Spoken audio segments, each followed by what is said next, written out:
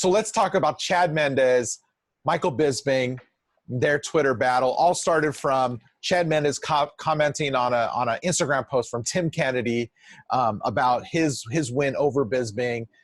Bisping then goes, oh yeah, I saw that fucking comment, and then talked about how Chad Mendes was suspended by USADA and, for taking some peptides, and then it goes back and forth, and Chad Mendes talks about snatching Bisping's soul and talking about his wooden eye. And then he tries to defend it. Like Chad Mendes tries to say, oh, I let USADA suspend me for taking these. And he goes into talking about caffeine levels. And, they can suspend you based off of caffeine levels in your body and blah, blah, blah. I'm like, wait a minute. All of those levels that these organizations have set are so far above what a human should have in their body for any of these substances that if you do test, okay, even if you took a little bit, you're not going to pop. But these guys are taking such quantities of these substances that they're popping. And then for Chad Mendes to have the fucking nerve, the cheater that he is, and still can't win a title and cheat. He can't cheat and beat Conor McGregor, okay? Yeah, Chad Mendes, I lost $100 on you. You're welcome. Look, that's why I should never bet on fights. But, I mean, look, you can't defend. When you get popped like that, you can't defend yourself. And I had to talk about this with you because I usually have a pretty wishy-washy opinion about PEDs.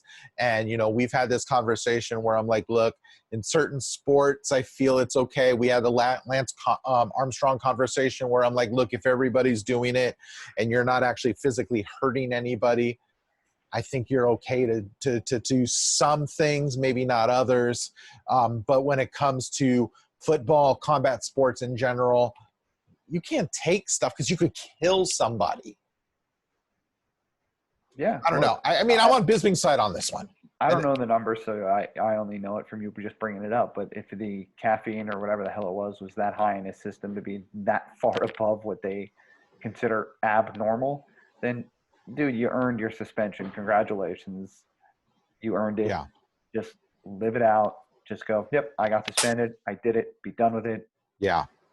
Take it. I mean, it goes back to what I mean, who was it that said they ate horse meat and that's how it came about?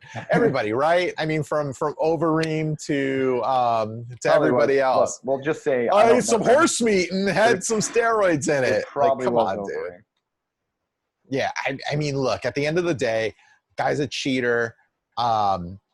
He's always kind of been yoked and always has been out of his mind.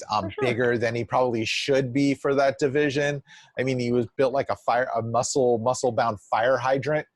But it's fucked up for him to go after Bisping. When Bisping, you could tell that dude never cheated. He never took a substance in his life.